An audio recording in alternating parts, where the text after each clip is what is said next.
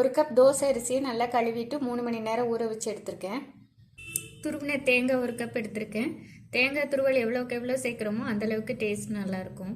காரத்துக்காக 6 காஞ்ச மிளகாய் எடுத்திருக்கேன். நம்ம காரத்துக்கு தகுந்த மாதிரி கூட்டி குறைச்சி எடுத்துக்கலாம். கொஞ்சமாக கருவேப்பிலை, 2லேருந்து 3 ஸ்பூன் வரைக்கும் உளுந்தம் பருப்பு எடுத்துக்கலாம். கொழுக்கட்டைக்கு தேவையான அளவுக்கு உப்பு, வாசனைக்காக ஒரு 1/4 ஸ்பூன் அளவுக்கு காயத்தூள். அரிசியில் உள்ள தண்ணியை வடிகட்டிட்டு மிக்சி ஜாரில் மாற்றிக்கலாம்.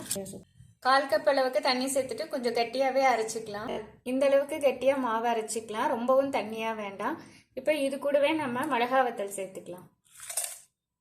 மிளகா வத்தல் சேர்த்ததுக்கு அப்புறமா நல்லா அரைச்சிக்கலாம். மிளகா வத்தல் சேர்த்து அரைச்சதுக்கு அப்புறமா அது கூடவே நம்ம தேங்காய் பூவையும் சேர்த்துக்கலாம். அடுத்ததாக காயம், தேவையான அளவுக்கு உப்பு, எல்லாத்தையும் ஒன்றா சேர்த்து அரைச்சாச்சுன்னா நல்லா மிக்ஸ் ஆயிரும். அதுக்காக எல்லாமே ஒன்றா சேர்த்து திருப்பி ஒரு தடவை அரைச்சிக்கலாம். அடுத்ததாக இதை தாளிச்சுக்கலாம். கொழுக்கட்டை தாளிக்கிறதுக்காக பேன் நல்லா சூடு பண்ணியாச்சு. நான் இன்னைக்கு தேங்காய் எண்ணெய் தான் சேர்த்துக்கிறேன். தேங்காய் எண்ணெயில் கொழுக்கட்டை பண்ணும்போது டேஸ்ட் நல்லாயிருக்கும், வாசனையாகவும் இருக்கும். தேங்காய் எண்ணெய் வேண்டாம்னு நினைக்கிறவங்க நல்லெண்ணெய் சேர்த்துக்கலாம்.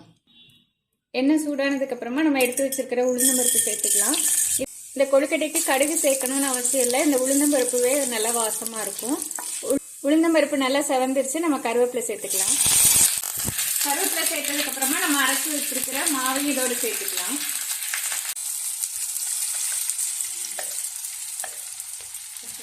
அரைச்சி வச்சிருக்கிற அரிசி மாவு சேர்த்ததுக்கு அப்புறமா அடுப்பை மீடியம்ல வச்சுட்டு நல்லா கலந்து விட்டுக்கலாம்.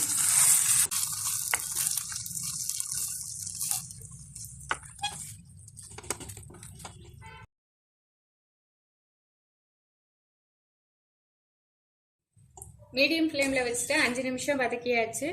இந்த அளவுக்கு நல்லா கட்டியா வந்துருச்சு. கையில தொட்டு பார்க்கும்போது இப்படி ஒட்டக்கூடாது. இப்போ மாவும் நல்லா வெந்துருச்சு. இது நல்லா ஆறுனதுக்கு அப்புறமா நம்ம கொழுக்கட்டையா பிரிச்சுக்கலாம்.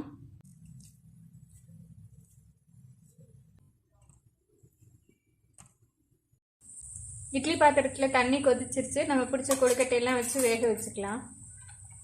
ஒரு 10 நிமிஷம் ஆகும் இது வேகிறதுக்கு. வேகட்டும். 10 நிமிஷம் ஆயிடுச்சு. கொழுக்கட்டை வெந்துருச்சான்னு பார்த்துக்கலாம்.